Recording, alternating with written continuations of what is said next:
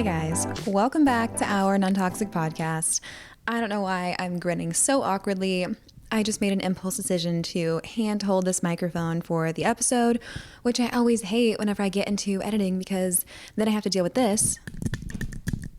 That's my rings clacking against the microphone in case you were not aware. So I am going to try and limit my hand movements. So if you see me with a vice-like white-knuckled grip on the microphone, don't be alarmed. I'm not that stressed about what I'm discussing. It's more about me making the editing experience better for myself later. So without further ado, let's get into it. We're here with episode 110, which is Crazy Town. If you're thinking, oh my gosh, your hair looks so amazing, thank you, I just dyed it, and I used a different dye than usual. So I was at Walgreens picking up some dye, saying to myself a couple days ago, we're expecting a lot of snow. What would be great for me while I'm shut away is to go ahead and touch up my hair. It's been a couple months. It's been about 8 weeks since I did it last. Last time was before vacation. It's time. We're due. The roots are coming in. It looks like I have a receding hairline because my hair is growing in blonde, which it never wanted to do whenever I was actually blonde. But, grass is always greener. So now that I have black hair, I don't have to touch it up as frequently. Red was high maintenance, blonde was expensive. Now we're just kind of rocking with it. I get to Walgreens, I pick out what I normally buy, which is Clairol, and it's about $11, very crazy. Then as I'm leaving, I'm walking past a kiosk, leaving to check out, not leaving the store, and they're having a different brand of box dye, buy one, get one, which is not something that you probably should use whenever making decisions on semi-permanent hair dye or demi-permanent. I don't really know what I'm doing. I just buy the box, and I said, you know what? Why not? I'm already box dyeing my hair. I'm already breaking all the rules, committing a cardinal sin of cosmetology, so I might as well go all the way. So we hopped on that highway to hair hell, grabbed the buy one, get one boxes, and today I went through with it and dyed my hair. And look, it's the exact same as always. If you look at my hairline too closely, you can tell that there's still definitely dye on my scalp, but that's neither here nor there. No one's here for my scalp. If you are, I would suggest psychiatric evaluations. But that's why it's not really styled. I had to blow dry it, and it's just kind of hanging out there. I am really happy with how much it's grown since I cut it, because whenever I cut it, it was about collarbone, and then now you can't really tell because I have not yet learned how to blow dry my hair without making it super flippy. Also, I don't really care to learn, so don't waste your time trying to tell me because I won't act on it. But now it's a little bit longer, and it's definitely healthier and thicker. So I have to say, unfortunately, as much as I love the blonde and then the red, and I feel like I still identify as a redhead, like if I see a meme online or anything that's like a blonde and a redhead, I have to send it to my blonde friends, and I'm like, oh my gosh, this is us, and that is not how I look anymore. So I have some perception issues, but that's something I can unpack, not right now. Let's get into our report. So this is going to be pretty speedy. I'm really not doing much right now that's worth talking about, but again, that's not really abnormal for me. So I'm not really reading anything. I had finished the book Onyx Storm, talked about that last episode, and I haven't started a new book yet. I have just been indulging my other hobbies for the time being. I have been working on my sweater. You guys will be so proud. I have made significant progress. I have the back panel done. I've got one front panel. I'm working on the second front panel. Can probably knock that out tonight. Maybe I'll start on some sleeves. So nobody hold their breath, but I am making significant strides after now working on this for 2.5 months. But that's okay. So reading has taken a backseat. I've been scrolling my phone a decent amount, so if you count that as reading, then I have been reading several timelines across several different platforms, but I have not been reading any books. I do plan to start a new series soon, and I'll report back. But for now, I'm not reading a darn thing. And what am I eating? This is another tricky one. I just had a handful of Nerds Clusters before I started recording, but I've been in a weird food aversion stage, and I don't know where that has come from because I don't have food aversions typically, but sometimes I just go through weird stages where, like, I don't have an appetite for anything. I don't crave anything, which 2 weeks ago, I was a little hormonal. You guys get it whenever you're PMSing. You just suddenly become like a black hole of just unquenchable hunger. I was insatiable, and maybe I just had too many foods and too many options because now I'm like, nothing really sounds that great. But we take care of ourselves, right, ladies? We don't just allow ourselves to skip meals and to not eat because we don't feel like it. So I've been having the same bland, boring meals every single day because that's what I have in the fridge, in the pantry, unless Austin wants to make something delicious, in which case I have a good meal. But I really haven't been craving anything, so that's really boring again. What are we playing? A lot of Joan Jett. Maybe it's the black-haired eye seeping into my brain. Maybe it's all of my internalized rage. Maybe it's just the need to scream dance. I don't know. But a lot of Joan Jett, a lot of Black Hearts playing through my ear holes lately. What I'm obsessing over? Ooh, you guys are gonna be mad. You guys, I regressed right back into my Marvel obsession. And maybe this is a good thing because I did get some concerned messages a few months ago, whenever I think it was about 10 weeks ago to be exact, whenever I came back with my 101st episode and I was catching you up on all of the psychological progress I've been making since taking my little sabbatical from the pod. And I dropped the bombshell that I hadn't watched a Marvel movie in probably 2 months. And I did get a surprising number of comments on that, with people being like, are you okay? Is this a deeper cry for help? Is there an issue that we need to maybe discuss at more length? And probably there is, but there's no time for that. So I don't know what happened. I truly don't, because I haven't even seen the new Captain America yet. I was supposed to see it a couple days ago, but because of the Snowmageddon, I was not able to. So I'm very much looking forward to going to see it in theaters, but I don't know what hit me. It was maybe I saw like a well-timed edit on TikTok and I just was sucked right back into the miry depths of addiction. But I completely backslid. And it's not like I needed to break free of this. Some would argue that I did. I didn't have any issues with it. I didn't intentionally try and move forward from this obsession. It was just something that kind of naturally happened. And I was like, oh, maybe I'm progressing. Maybe I'm growing, developing as a person, finding other interests. No, I have been watching TikToks. I was up until 3 a.m. That's something I haven't done in a while.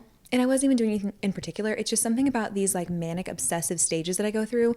Suddenly I become superhuman. Not because of anything related to Marvel. I just suddenly stop needing sleep. Maybe that's why I don't need food. I'm just being sustained completely by TikTok edits. I'm like Carrie Bradshaw, but instead of Vogue feeding me, it's edits of Bucky Barnes. I don't know. I'm not here to tell you what's going on psychologically. I don't even truthfully know what's going on psychologically. All I'm saying is that I watched 2 Captain America movies in the past 48 hours. I'm probably going to do a full binge.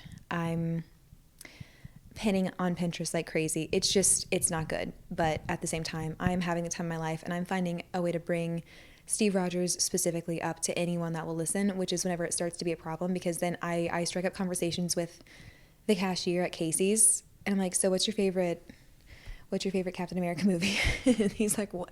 Do you want to pay for your gas or do you just want this Alani? What are you talking about? So that's whenever it gets to be a little problematic for me. But we're not quite there yet. So I'll let you guys know if it's cause for concern. But obsessing, yes, we're right back into the throes of Marvel. So if you follow me on Instagram, I'm sorry. Next, what am I recommending? A full MCU rewatch. That's what I'm recommending. Do it with me. Let's watch it. Let's be obsessed together. It could be so much fun. Instead of being concerned for me, be obsessed with me. We can both just be insufferable, obnoxious, and borderline sad with how much we care about these fictional characters.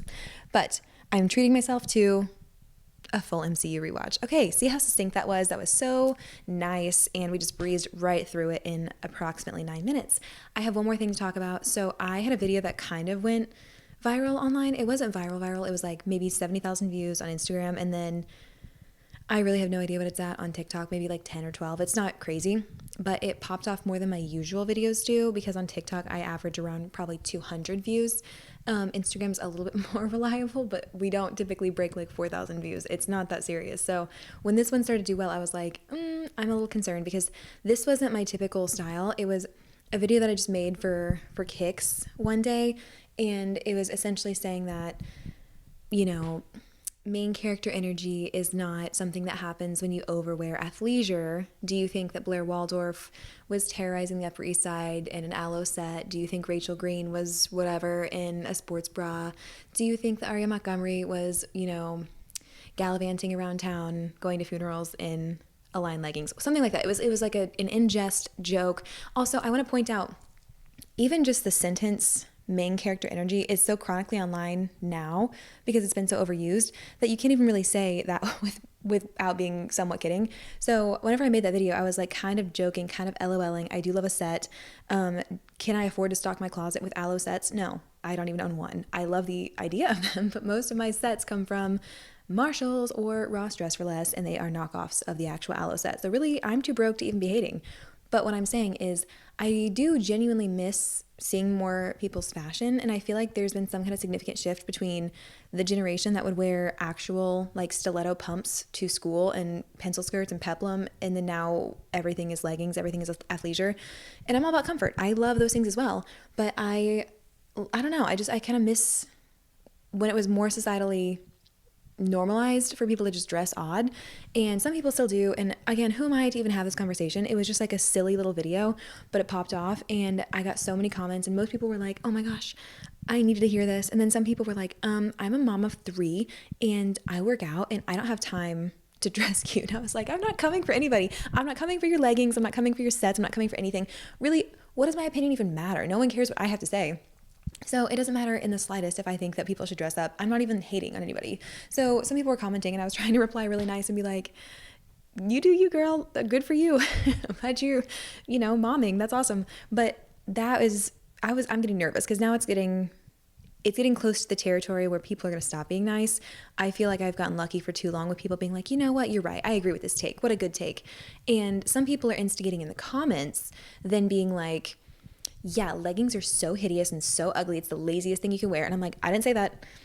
I didn't say it. Don't put it on me. Okay. I was trying to be silly and funny. I was trying to be cute because I've said this a million times. I like to pretend like I'm on a TV show. I like to dress up and act like someone cares. Okay, maybe it's just me. Maybe it's just me that cares. But I like to pretend, and I think that that's fine. So whenever I made that video, I was like, oh, the same 3 people that always watch my videos will probably watch it and be like, classic Hannah, that's great, and then move on with their day. So yeah, the hate is probably inevitable. People are going to really be testing me in the comments, but maybe not. Maybe I'll just get lucky and people will be nice and, we'll start a weird fashion revolution. Probably not, but a girl can dream. So that's what I've been up to, is kind of refreshing my Instagram to await the arrival of the haters. But so far, so good. Is that all I had to say for the intro? Guys, I think that's it. We're in the middle of crazy snow season.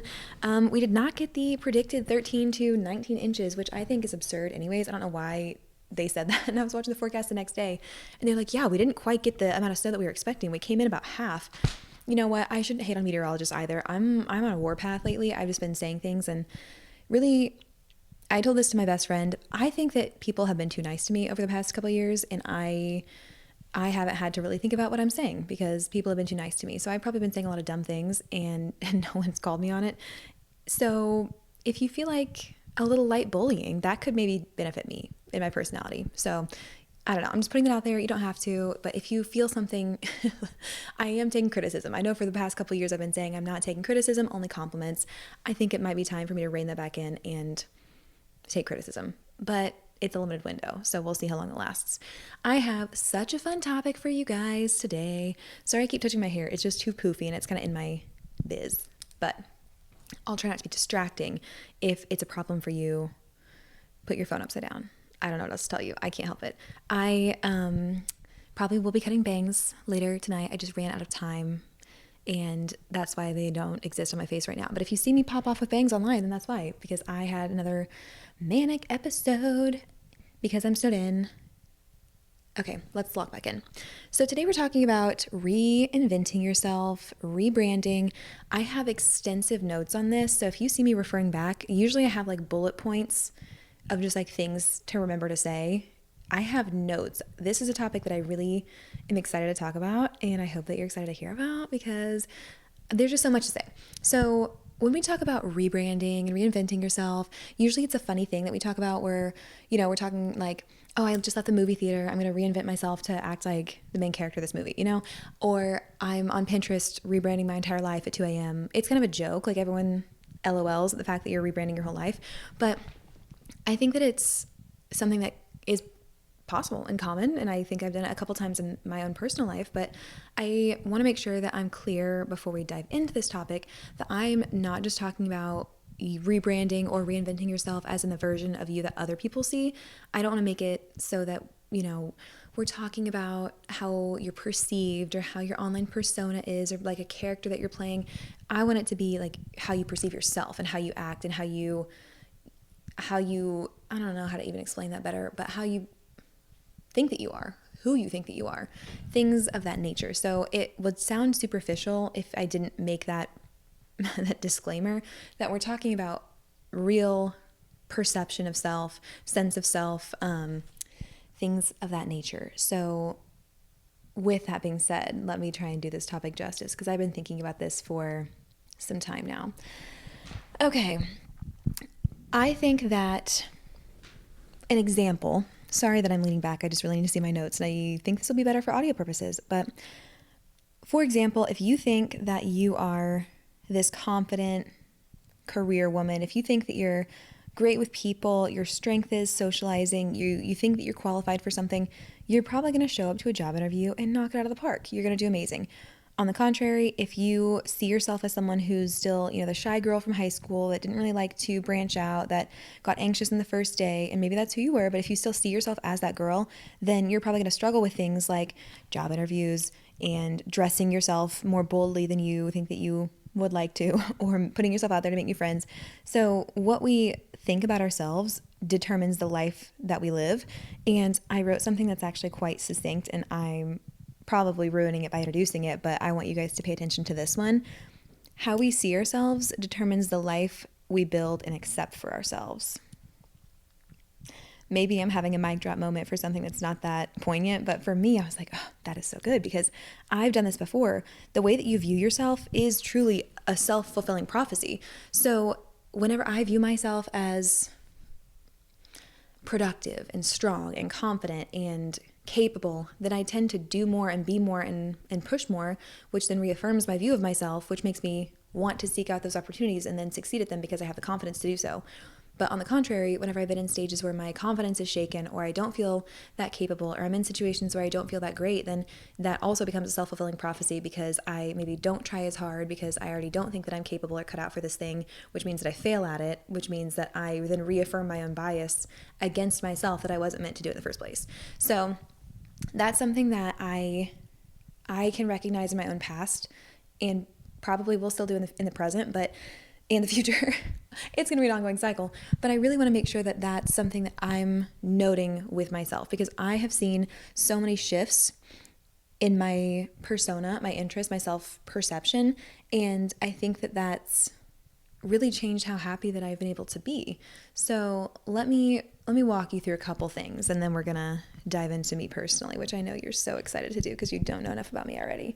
So whenever I'm talking about changing, I don't want to just talk about changing like shifting your self-perception just for funsies. I want to talk about shifting your self-perception so that you can use these thoughts and these realizations to make changes in every aspect of your life so that your life is constantly moving towards your goals and the life that you want to create and the people you want to attract, and that ultimately your life becomes more fulfilling because it's tailored to exactly who you are. But the kicker is that you can't tailor your life to who you are unless you know who that girl is, or guy, if any men are listening, but I sincerely doubt it. So it's about shifting your self-perception so you can step into a life that actually fits you. If you see yourself as a past version of yourself, then you'll keep choosing things that align with her and not with you. So there are so many versions of myself that I could talk about, and not all of them are flattering, but there's a couple notable ones that I kind of wanted to mention. I'm talking about my personal rebrands, but I'm going to gloss over them because we've done eras before. We've done episodes talking about who I used to be and all the things that were wrong with them. But I used to be, whenever I first graduated high school and moved out on my own, I wanted so badly to be this perfect blogger, aesthetic, businesswoman, so mature. And I think it was because I really had this desire to grow up and I had my own place and I just really wanted to prove competence and capability. So everything that I did was to kind of align with that. It was in the podcast that I listened to whenever I was getting ready. I had a nighttime routine, and it did not involve skincare, unfortunately, because that wasn't a thing at the time. But I was drinking herbal tea before I even liked the taste of it. And I was just doing things because I wanted to see myself as that person. So I had consciously chosen to brand myself or reinvent myself as this capable adult, and I was going to bed early and I was only talking about things that I thought were mature, and I was really trying hard to channel this person that I wanted to be. And you could argue that was inauthentic, but I was really trying to fake it till I made it, and that's who I genuinely did want to be. And maybe it wasn't who I instinctively was, but it's who I saw myself becoming if all went well. So I was channeling that every single day. And if you have been with me for a long time, then you probably remember my Instagram at the time. It was like all pink, all girly, all cutesy. It does not match at all who I am today, but it's who I wanted to be at the time. And I think I needed to prove to myself that I was able to have that maturity and responsibility before I could move on to later stages of my life. And from there, basically we'll call that version 1. Version 2 was whenever I became self-employed, and it actually, the fake it till you make it kind of worked for me, because then whenever I became self-employed, I was able to use that confidence and skills where, I was trying to convince myself, oh, I can be an adult, I can be a career woman, and then that happened. So through being self-employed, I did get to use my work ethic that I had kind of reaffirmed into myself, that this is who you are, and that served me very well whenever I was growing my business, whenever I was trying to network and grow clientele. So that subtle shift from faking it into reality, it was seamless. So I worked really hard, reaffirmed that again. I found some success with my business, and that reaffirmed this business-centric, hustle mentality, grinded out girl that I had wanted to be, and then I became. So if you would have asked me at that time, is this exactly who you want to be? Is this who you are? Were you built to work? Were you, daydreaming of spreadsheets and contracts? And I would have said, yes, 1,000%. This is who I am. This perfectly aligns with me, and I'm good at it, and I like it, and this is all I want for my life. And at the time, that would have been completely true. That rode out for a couple of years. I had, some amazing times, some amazing clients and blessings and everything else because of that. And then I went through another shift where I almost got to a point where I think that, and this is the whole episode too, it's called like 258-month regression. So you should listen to that if you want some crazy actual mania. If you're not, if you're a newer listener, that was probably about a year or so ago, but it was one of my first solo episodes, and I was a little bit crazy, like I said. But I think because I had spent so long channeling this persona of poise and maturity and success and who I wanted to be, then I finally got to a point that I was like, I don't know if that aligns with me anymore. I don't know if that's who I am. And I think there were a multitude of factors. One, I think it was because at this point, whenever I had this quote regression, I was confident in myself because I had consistent affirmations of who I thought that I was that came true. So I felt confident. I was in a good place with, my life. I was married. I have a house. I have a good job. Everything was kind of working to where I could take a step back and be like, okay, I'm not trying to prove anything anymore because I have the things that I want. And I have people around me that I love and friends that care about me, and I just felt almost like self-actualized in a lot of those areas. If you're familiar with Maslow's hierarchy of needs, if you're not, maybe go back to 9th grade health class and they can explain that to you. Then you can rejoin us at the 23-minute mark. So I felt very just secure, and all the cornerstones of my life were everything was great. We're feeling awesome. And I think that created some safety for me to then step back and be like, okay, so maybe I don't have to be this person. Maybe there's more components to my life than I had previously thought. Maybe there's things that I want to express and interests that I have that I've shoved down for so long because it didn't fit this idea of who I thought that I was. And it's almost like a light bulb came on where I was like, well, if I am doing these things and I've accomplished these things and I have these things in my life, but then I also like these things, why couldn't they all coexist in one person, in one person's life? So that's whenever I started to kind of indulge my sillier side and my comic book nerd side and making these fun edits online and being less professional and more forthcoming with my, the intimate details of my life, things like that. And that was whenever I really started to have fun with social media. And honestly, my business had another boom because of that. And I think it was because I just showed more of my persona and more my personality. And I was able to connect with people in a different way. And even with friendships, I was able to meet new friends because I was being authentic online and not just this forward-facing character that I had created for myself. Even if that did reflect who I was behind closed doors, it was only a fraction of who I was behind closed doors, if that makes sense.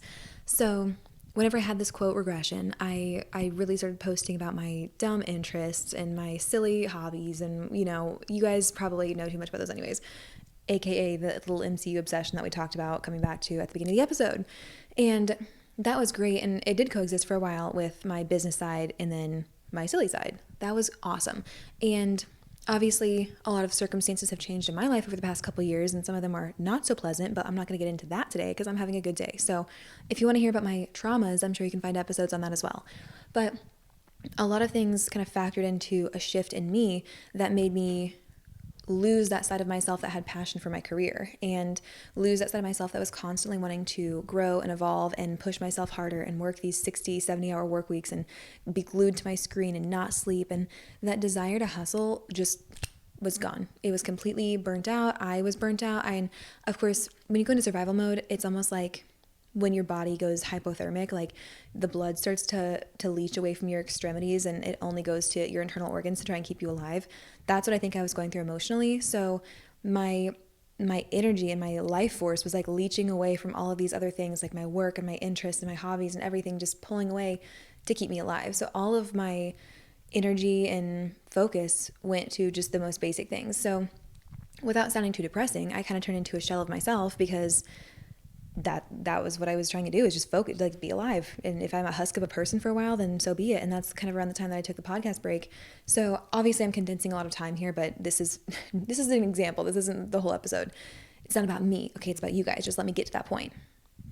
But whenever I finally admitted that I just need to take some time for myself, I feel like I went through another kind of subtle reinvention of the way that I saw myself. And I accepted, okay, this is all right. If you don't want to push for new business, if you don't want to grow, if you want to stay exactly where you're at, that's okay. If you don't feel like the funny friend, if you don't feel like the, larger than life caricature of yourself that you always like to be, if you don't have the energy to go online and talk for an hour plus every single week, that's okay. And that was really scary, because I was kind of letting go of all of these things that I could point to and say, I know who I am because of this, and because of this. So when I kind of took my hands off the wheel and I was like, okay, I don't need to be those things. Everything will be fine. It was really scary, because what else did I have and who else was I? And I made comments and jokes in here before about how I didn't listen to self-help podcasts or audiobooks, and I've made jokes about how I'm done improving myself, I'm done growing, and blah blah blah. And that was true for a while, kind of in my regressed state. And in this more stripped down, bare bones version of myself, that's whenever I got back into, maybe I will listen to a couple self-help books about healing. Maybe I will listen to a couple audiobooks about this. And it was almost like this exploratory time for me where I could listen to these things and build back up to who I wanted to be. Like I had just kind of come back down to the foundations of myself, and then look around and be like, okay, so now that I've emptied out this house, for example, I'm the house, in case you're not keeping up. The house is empty. All my belongings are in the yard. What do I want to take back into the house? What furniture, what clothes, not to get too carried away with the metaphor, but now that my house is empty and I've literally stripped it down to the framework, what comes back in with me? And over the past couple months, I've had a really honestly healing and fulfilling time figuring out what comes back in the house with me and how I want to decorate my new house and things that I aspire to have in my house and so on. And through evaluating that and taking a step back and deciding who I want to be through a series of questions that I will ask you guys in just a few minutes, then it's helped me reacquaint myself with myself, and not the past versions of me that people have come to expect or that I've come to expect for myself, and not future versions of myself that, maybe align with past goals or past interests, and really just sit with myself in this moment and think, what do I want? Who am I? What do I like? And so on.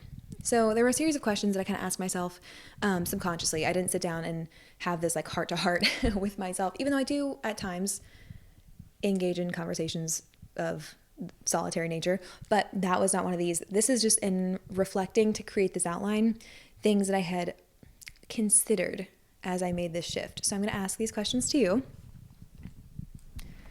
First, oh man, I really talked through all that. I gotta scroll, hang on.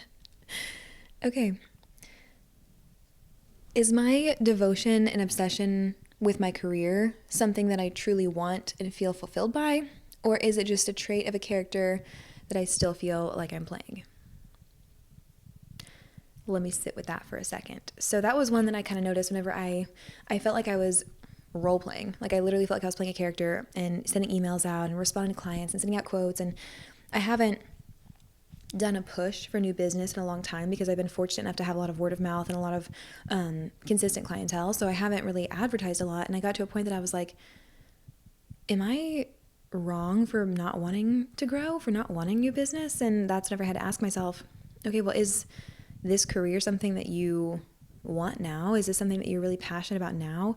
Or is this just something that you've always wanted and that you think that you still should, because you're forcing yourself into this mold of a person that you dreamt up 6 years ago? So that was the first question that kind of made me take a step back. And I also want to clarify, I still work my company. I still love my clients and everything else. It just has taken on a completely different life of what it is now versus what it used to be, which was highly, highly aggressive and working all the time and advertising and trying to get new business. And now it's really just something that allows us to have, extra income for savings and for tax season, which is coming up, and things like that. So it's great, and I love what I do, and I love my clients, and I still am taking on new clients if it's the right fit, but I'm really selective about it because we're protecting our peace and we're keeping our cortisol low in this time period. That's just a footnote about me in case you guys have questions. But next question. Do I feel the need to exude perfection online to be liked or accepted? If so, why am I chasing approval of people who only like a false version of me? This is a question that probably would have been asked prior, maybe a couple years ago, whenever that age regression episode came out, because I think the hesitation that I had at the very beginning of posting about things that were maybe, like I said, sillier, just dumb things, and being more myself online and expanding the kind of content that I was okay with posting and whatnot, I think that this was something that crossed my mind every time I would, hesitate over your fingers hovering over the post button. You're like, I don't know. And then you send it to your friend. You're like, is this weird? Is this cute? Should I post it? And you go back and forth, and then you post something, and then you get this anxiety, like, well, what if people don't like it? And then you delete or you archive it, and it's just a whole thing. So that's a very social media heavy example, but it kind of drives my road to self-acceptance. And whenever I was going through all of that shift, that's one of the questions that made me think, why am I worried about it? If someone sees it and judges me and they're like, oh, she's so weird, why is she posting about Tony Stark again? That's it. That's the end. Who cares? So yeah, they might make fun of me. They might take a screenshot and put it in their group chat. They might LOL, but really, who cares? Honestly, I don't even see it. So if people are making fun of me behind my back, that has no bearing on my life. It's honestly kind of funny because it's still attention in some way, but it doesn't affect me. Even if someone were to leave a mean comment or, make fun of me to my face, I don't think that it would really upset me because I'm not being made fun of or teased for something that I'm pretending to be. That's just my personality. So if some people don't jive with it, that's fine. They're lost. I genuinely think that I'm the coolest person I know. Hear me out. That sounds arrogant. I am the coolest person that I know because no one else has a 100% overlap as far as taste in music and taste in movies and style and interests and everything else. I literally am the only person that I've met so far. I'm the only person that likes 100% of the things that I like. Everyone should be the coolest person that they know. You should be the coolest person that you know. And if you're not, you're probably not living authentically.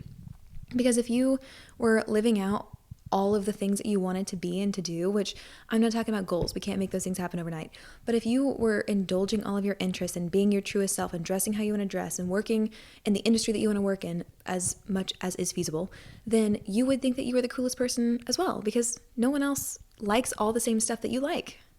I hope that makes sense. But that's what I'm saying. Whenever you think that you are genuinely the coolest person that you know, it doesn't matter what anyone else thinks, because in your mind, they should be less cool than you because they don't like the same thing. So yeah, who cares if, I don't know, Sally thinks that I'm lame because Sally has horrible taste in movies. You're telling me she hasn't seen a single Avengers movie? Sally, no offense, I don't care what you think. Do you see what I'm saying? I hope that makes sense. So if you are worried about what other people are thinking of you, then just focus on embracing who you are and being the coolest person that you know. Yeah, I hope that makes sense. Next question. What's the worst thing that could happen to me if I start to be more strange / eccentric / nerdy online? Blah, blah, blah. That's the exact same thing I just talked about. So I don't know why I read that out loud, but you get it. Okay, this one. Am I clinging to certain aspects of my identity because I actually love them or because they're what people expect from me? And on the contrary, am I repressing parts of myself because I don't think others would like them? What do you guys think about that one? Are we feeling a little called out now? Because I wrote this and I am. So let me read that again. Am I clinging to certain aspects of my identity because I actually love them or because they're what people have come to expect from me? There are so many examples of what this could be. And for me, I think it was that workaholism, people pleasing, always say yes, always take on more, always stay late, always over deliver, blah, blah, blah. And part of that is what it takes to be successful in some aspects of business. Part of that is what I thought people wanted from me. So that's what I always tried to live up to. But I think it speaks for itself. Next, if I wasn't afraid of failure or judgment, what would I be doing differently? Subtext. What would I create? What risk would I take? How would I show up? Etc. So if I wasn't afraid of failure or judgment, I would dress crazier, which is something that I've been really working on over the past couple of years, is embracing my sense of style and not caring how it looks or what's hideous, to be honest, because sometimes I have big misses on my outfits. And what would I create? I would make funny videos of me using horrible visual effects to make superpowers. I would write more. I would write things that are silly and write things that are completely emotionally vulnerable and intimate. And I would podcast more honestly and more authentically and not just make it a silly girly thing and talk about pop culture. I would actually unpack things that are going on in my life. So those are all things that I identified whenever I went through this question. Like, if no one was watching me, what would I like about my life? And I can honestly say, at this point in my life, everything that I do is something I would do if I never got to post about it. So my morning routines, my Bible study time, my crocheting, my writing, honestly, the podcasts and YouTube are kind of questionable because obviously if no one watches them / you can't post them, what's the point? But the whole sentiment stands with everything else. My people that I hang around with, the way that I dress, the way that I do my makeup, the things that I watch, the things that I read, everything that I do, that I post about, I would do if social media didn't exist, if I lived completely, on a different planet. Everything that I do right now would be the exact same if 1 million people watched me or if 0 people watched me. And that's not always been the case with my life. So I'm really proud of myself for getting to that point now and for living a life that I feel is true to myself, from the smallest things like what I'm reading to the biggest things like what I'm pursuing, how I'm speaking, how I'm presenting myself, and so on.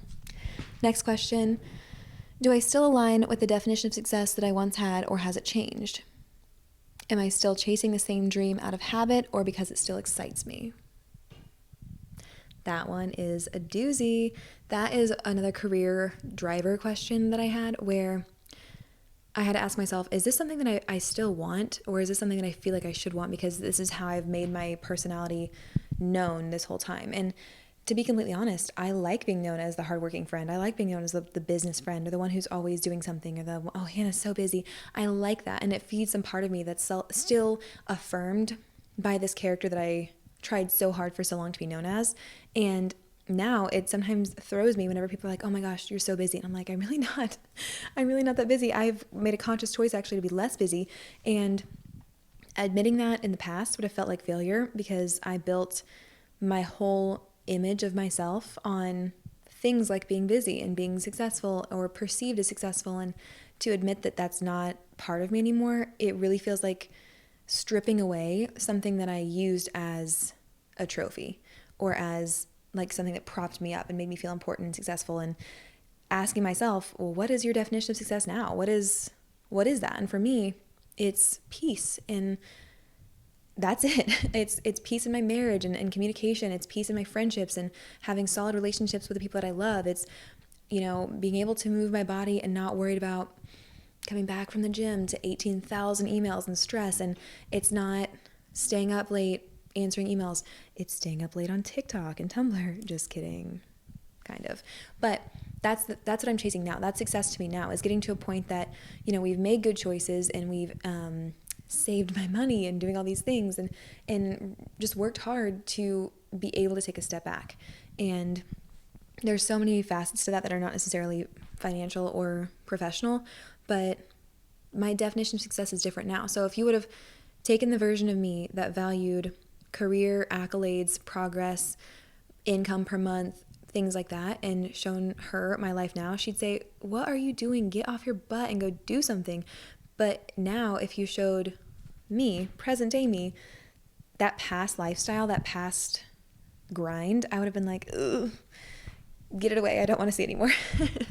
And that's just the truth. So you can't keep measuring yourself, your present day self, with your past goals and definitions of success and markers of where you think you should be. Capiche? Okay, moving on. Last question. Actually, no. 2 more questions. If I met my younger self, would she be surprised by who I am today, and would she be proud? What would I tell her? Subtext.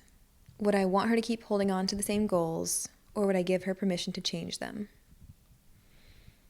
That's kind of sweet. So let's work backwards.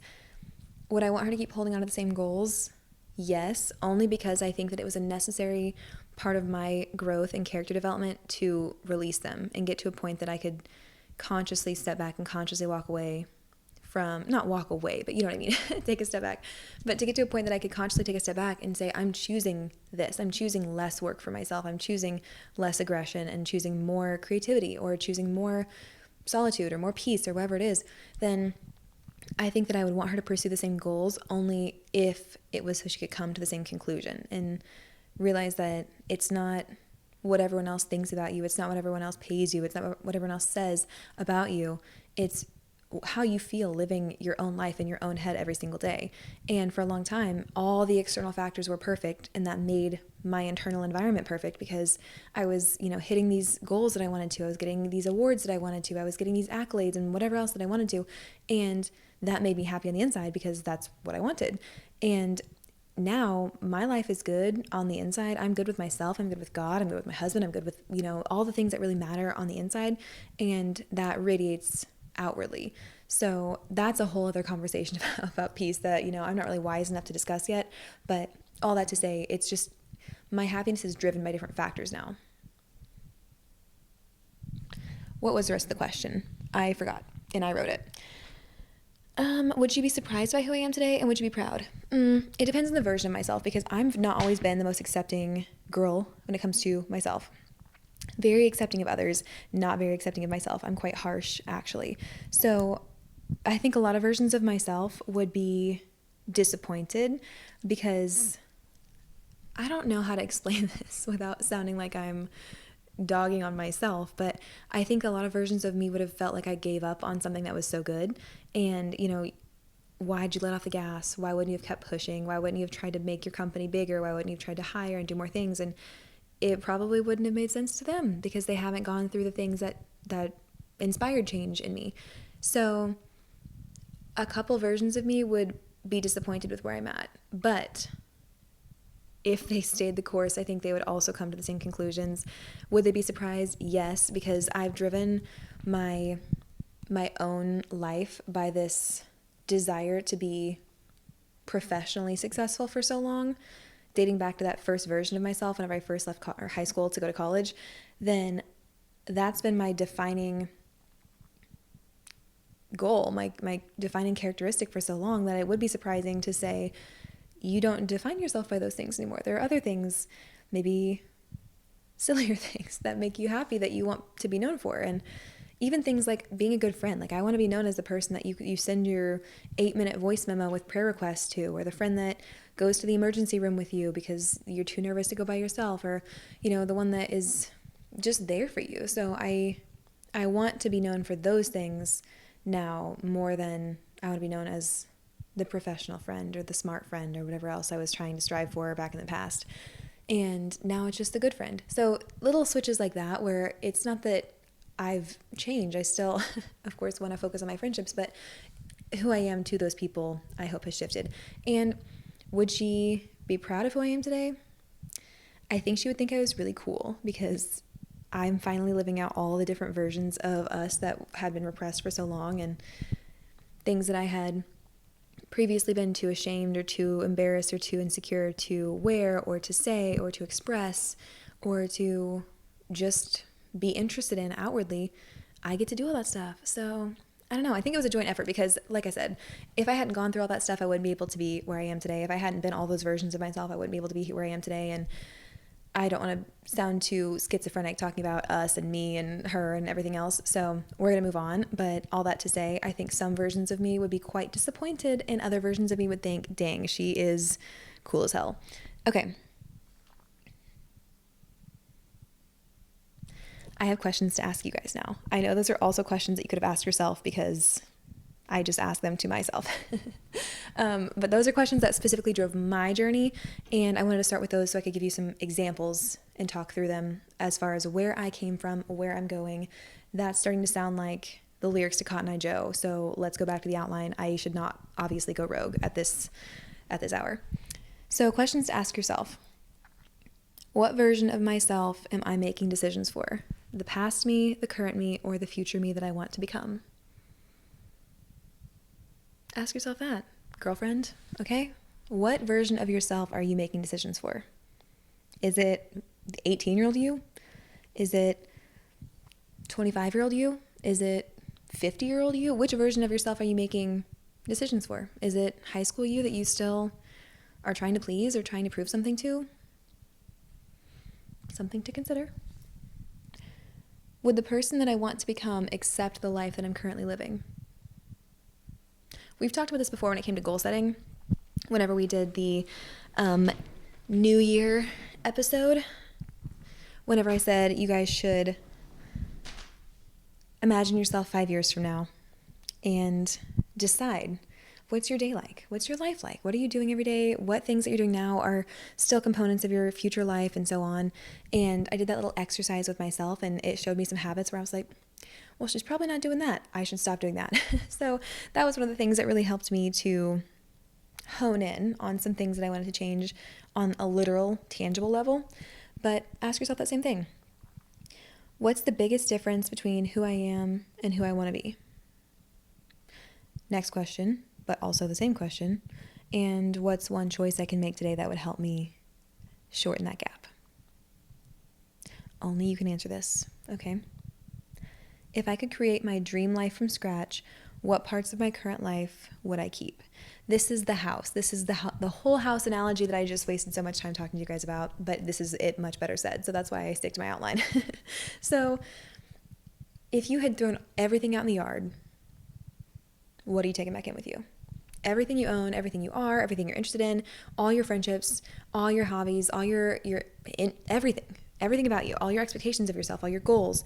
What are you taking back in the house? So if this were a guided meditation, which it's not because I'm not wise enough, again, to do this with you, but if this were some kind of a guided meditation where we were working through mental exercises to try and improve ourselves, I would have you close your eyes, which I hope that you're not doing because a lot of you listen to this while driving. So let's keep our eyes open, but close your mental eyes. So we would close our eyes and we would picture ourselves going through every single thing that makes us us. How do you define yourself? Do you just define yourself as a mom? Do you define yourself as a hard worker? Do you define yourself as somebody who excels in the gym? Are you a smart girl? Are you a shy girl? Are you a really angry, physically aggressive girl? No judgment, just whoever you are. But go through all those things that make you you and just keep getting more and more specific, unpacking the cabinets and the drawers and the little nooks and crannies of your personality and your mind. Go through all of that and throw it all outside, and then decide, what do you want to bring back in with you? Maybe you don't want to be known as the angry, hostile girl anymore to yourself and to others, so don't bring that back in. And easier said than done. I know the metaphor makes it sound very simple, but just bear with me, okay? We'll talk about that in a different episode. But if you don't like the version of yourself that is ashamed of what other people think and really cares about views and likes and engagement and online things, leave that outside. Leave it on the lawn. Somebody will come by and take it. Just put a Craigslist curb alert out. They'll come by within the hour. I guarantee it. All right, we're getting carried away with the metaphor again. But that's a fun little exercise that I would guide you through if I were equipped to do so, but I'm not. So I actually am only halfway through my outline, but in the interest of making sure that you guys can actually keep up with what I'm saying and not get so sick of me droning on that you click off the episode, we're going to stop in a few minutes. Not quite yet. But we will go through actually very specific pillars of reinvention, I guess now in the next episode, because we're going to have to cut this at some point. Did you hear all that scrolling? Okay. A couple notes in conclusion. Reinvention isn't about becoming someone new, it's about becoming more you. I realize that rhymed, so let me say it in a different way. Reinvention isn't about becoming someone new. It's about becoming the truest, most authentic version of yourself. Yeah, that's much better. So whenever I'm saying, let's rebrand, let's reinvent ourselves, let's do this, I'm not saying it in a way like you just watched Charlie's Angels and now you want to learn martial arts. I'm not saying that. If you want to, that's great. But I'm saying, let's do an audit of who we are, what we think of ourselves, what we expect from ourselves, what we want for ourselves, and decide what we're still carrying with us that came from what someone said to you when you were in 7th grade. What are you still carrying that was imparted upon you by your parents' expectations? What are you still carrying that just came from the way that your friends see you? And is that something that aligns with who you are and who you want to be? If it's not, then let's rebrand. Let's reinvent ourselves. And again, rebranding, I think it sounds a lot like how main character energy can sound, where it sounds very chronically online. And it's like, well, what does it even mean? It means whatever it needs to mean to you in this moment. So I'm not a philosopher. I don't know what I'm talking about. I just pretend to. And sometimes it's sold better than others. Next question. It's not actually a question. It's just a note that I wrote to myself. There's no timeline. You can change at any point. You can change as many times as you want to. You can change frequently. You can change infrequently. You can change now and then again in 2 months. You can change and not change again ever for as long as you live. So it's truly up to you when you decide to do these little self-check-ins, little audits, and decide to realign yourself with who you are. You know, whenever you're in elementary school or junior high school or whatever, and the teachers have to stop and recalibrate the smartboard because somewhere along the way it just got wonky. That's what you need to do with yourself. That's what we're talking about when we're talking about rebranding. You need to recalibrate yourself. Go back through and assess yourself on the surface level, just on the who do I think I am level. Then maybe in your social level, reevaluate that, get that aligned. The physical level as far as your appearance. Maybe you also need to go buy a box of black hair dye from Walgreens on a BOGO 2-for-1 sale and do it in the bathroom. Actually, I'm not recommending that for anybody because I don't want to be responsible for the fallout. If I mess up my own hair, it's one thing, but just don't do as I do on that one. But reevaluate yourself physically. Maybe you've always had long hair and everyone thinks that you have long, beautiful, flowing hair and you keep it because you think that everyone would be so disappointed in you if you cut it, but you hate having long hair. Girl, then cut it. That's as simple as it is. Honestly, that's how I felt with the red hair for so long because I did love the red hair, but I think a lot of that came from being the redhead as a child. And this is going to sound so silly, but a lot of that came from, you know, my grandparents, my parents, and my parents' friends, my grandparents' friends, and everyone thinking, oh my gosh, your red hair was so beautiful because I was once upon a time a natural redhead. That faded as I got doled down by the harshness of life and reality.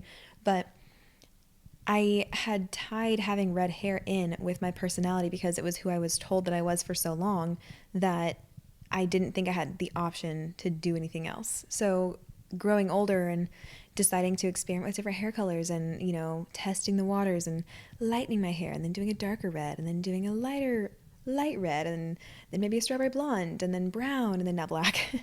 That's been my journey of distancing myself from this expectation and this qualification of who I am that I didn't even set. Once upon a time, God said it and he said, you are a redhead, but then he turned it brown and I don't like brown that much. So I guess I'll answer for that one day at the pearly gates. But for now, we're rocking with the black hair and I think it's great. So maybe there's things about yourself that you just didn't feel like you were able to change because for so long you've been told this is who you are, but only you know who you are and the Lord. Okay. And the Lord, he also knows, and probably your mom, but not in every case. All right. Okay. In the interest of being concise, which we're not because this is the 54th minute, but ask yourself, what's one thing I can do this week to take a step towards this next version of me? And that's not rhetorical, okay? I would actually love to hear that. So if you're with me on this, if you're feeling it, maybe it's too deep in the winter for some of you and you're like, listen, girl, I'm interested. I like what you're saying, but we're in the thick of a blizzard. It's February. I don't feel like making any changes. I'm barely getting by as it is. That's fine. Earmark this episode, come back to it when you have spring fever and you want to change every detail about your life, because trust me, that will happen if you're anything like me. But if you're not in a full winter rut, and if you're hearing this and you're like, that is what I need, I don't think that I align with myself at all, I don't even really know who I am or what I want, tell me about it. I genuinely would love to hear. If you're telling me, about these things that you want to see changed, and if there's something that I hope maybe possibly you heard in this episode that you needed to hear, I would love to hear about that and love to cheer you on. So don't be a stranger, okay? I just bared my soul to you guys. That was very personal and kind of, actually it wasn't embarrassing at all, because my rebranded version of myself doesn't feel shame, which is not always great, but it's fun. So if you guys need me between now and next week, I will be posting YouTube videos, something that I used to be really, really, really excited about, but then got embarrassed about. And now 4 to 5 years later, I'm revamping the YouTube channel. I feel so excited to just not be embarrassed about it anymore. That's the win. I don't care how many views that I have. So I'll be reading Marvel fan fiction, which is something I've done since I was a kid and never really talked about because that made me a loser. And now I think it makes me awesome because I enjoy it. And wearing weird outfits and podcasting and living my life the way that I want to live it. Yeah, pretty much. Okay, well, that's all I have to say for now. Thanks for bearing with me for another hour of your lives. If you are one of the few people that have told me that you've listened to every single episode, just know I have thought about your messages every single day since you sent them, and just the fact that you have listened to so much of my ramblings and my growth, it makes me too emotional to actually conceptualize. So thank you guys for listening. Thank you so much for being here and tuning in week after week. I appreciate you. I love you. I hope you have an okay snowmageddon and that your snow melts quickly. I hope you treat yourself on Friday, have all mountains, no valleys, and I will see you next week. Bye.